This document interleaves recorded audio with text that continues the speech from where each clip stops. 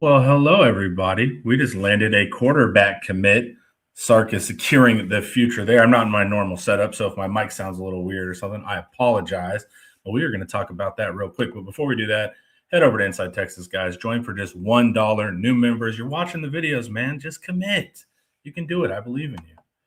All right, Eric. Sark zeroes in on a 2027, man. What's going on? Yeah. Well, I mean, after it's kind of like after Arch, they went and got Trey Owens. After Dia, you're probably not gonna get another 5-star, right? So you start evaluating a little bit harder, and then you're looking for traits that fit. The number one trait that Ty has that fits to me is he likes to press the ball down the field and has good downfield arm. Oh, speak of the There devil. you go. Bingo. Yeah, I had seen these highlights, of course. So I kind of knew that was coming. But yeah, he's got a good downfield arm. You see him comfortable in play action, throwing it. That's a pretty deep. That's a long pass right there that we just saw. Yeah. Utah Horn already asking for a player comp. I have not spent much time thinking about this. He's not super mobile, but he can move. He's not a statue.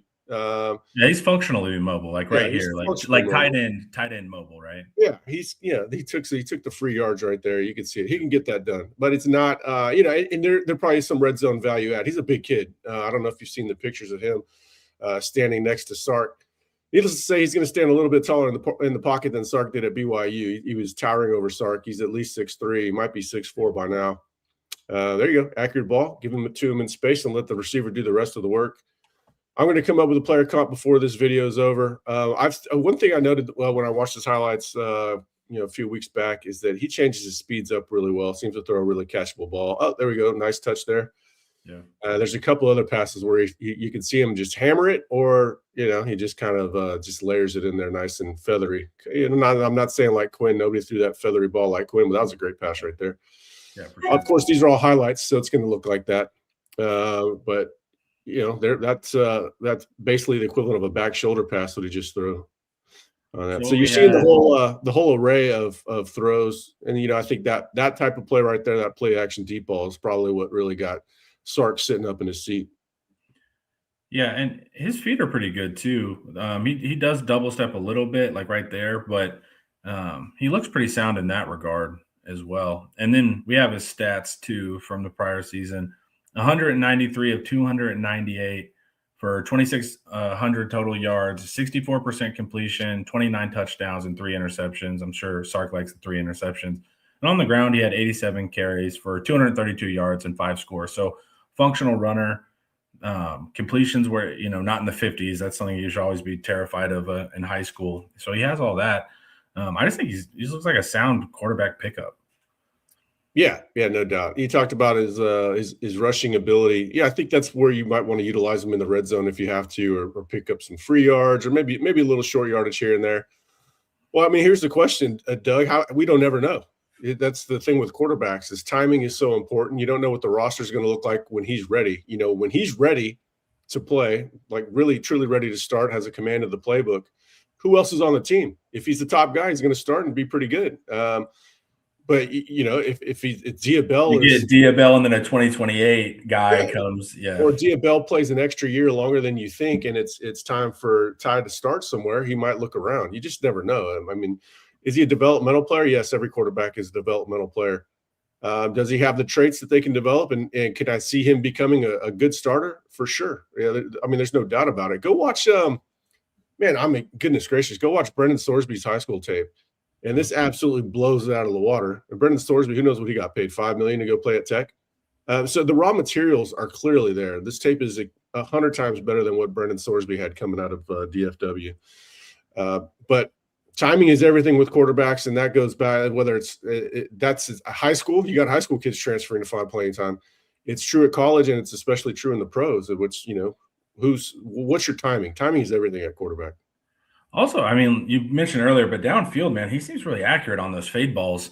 And he has some ability to roll out, change the launch point. He's functional when he moves. So I like the pickup, man, because this is your 2027, right? There's no other quarterback you would take, especially this early. You become the bell cow quarterback, right? No, it's similar to the Arch cycle where they missed on, or the following cycle, I should say.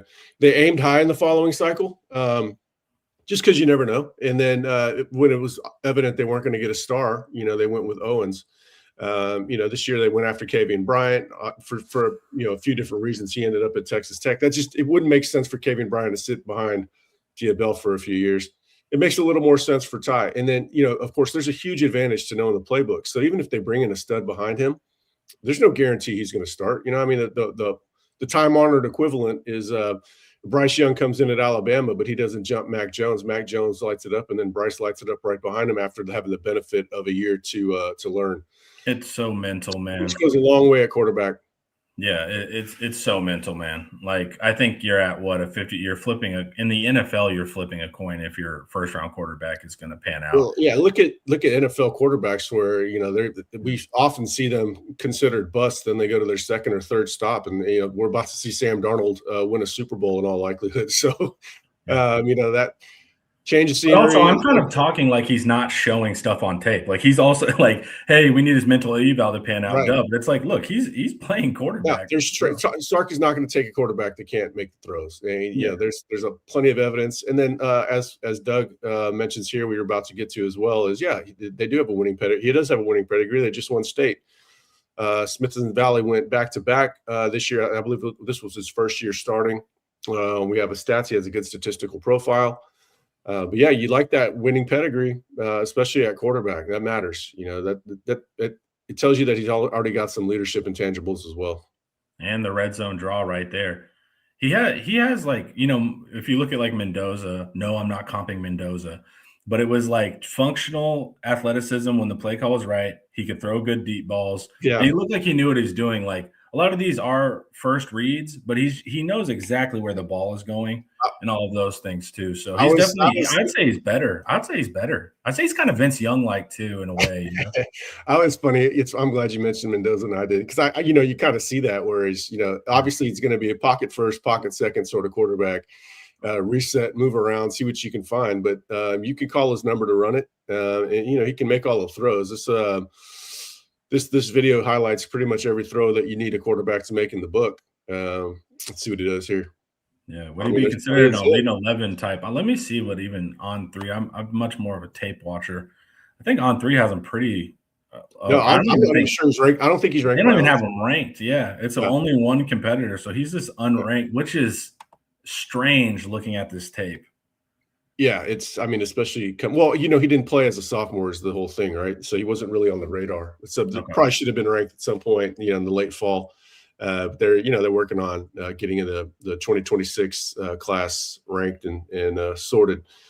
Obviously he'll come out. This is easily a 90 guy to me. I think 24/7 has him as an 86 or 87, something like that. But that's I'm not sure that he's not been fully scouted yet. He is going to compete at some events this spring. To answer that question, I do believe he's going to be at the Elite 11. I don't know if he's going to make the final Elite 11, but he's going to compete in the regional camps. IT will be there to see him. We were talking about that a couple of weeks ago.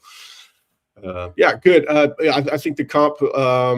You can't go Mendoza just because that guy's about to go number 1 overall. But had I made that comp a year ago, people would have been, oh, that's great. You just never know when these quarterbacks are truly going to, Mendoza lighting it up with Cignetti, right?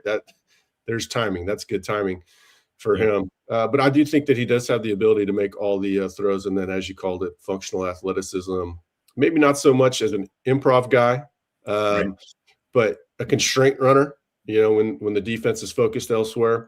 Or then a concerted runner when it's red zone, short yardage, that sort of thing. And, you just got to have it. Now, does he have Mendoza's toughness? There's a whole lot of intangible things that Mendoza has going on.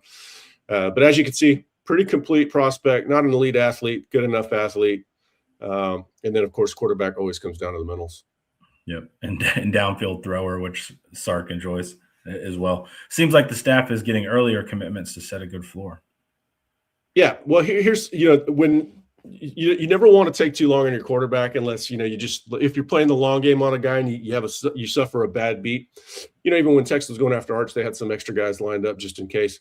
Other than that, you want to get your quarterback in early, and it doesn't really matter that he doesn't have a huge recruiting profile necessarily. You do want somebody that's kind of working the phones, corralling guys, working on those receivers, and just an ambassador, kind of a bridge between the staff to fellow recruits.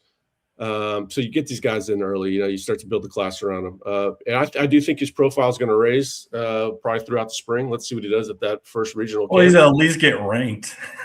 Yeah, he's definitely going to get ranked. Yeah, I think, I think, I would probably have him in that 90 range to me. Obviously, if a little bit more twitchy athlete would probably have him ranked higher, but the passing traits, first and foremost, are there. And like we said, Sark is going to fall in love with that play action game. And then, he makes every throw in the book and changes his speeds. And, it's a good pickup considering, you have to have your expectations a little bit different. You're not going to have Diabel, who, we love Diabel as a prospect. You're not going to go back to back with Diabels, that sort. But this guy has all the traits, and he could be a starter at Texas. This isn't some crazy reach. Yeah, exactly. It's not a future GA where you're just like, he'll be there to hang out with the other quarterbacks and talk about film. Right. So you have Yeah. that. All right. It kind of reminds me of a bigger version of JJ McCarthy while he's at Michigan. JJ was a pretty silky athlete. And he's got a lively arm too. This guy's, Ty's got a good enough arm. There's no doubt about it.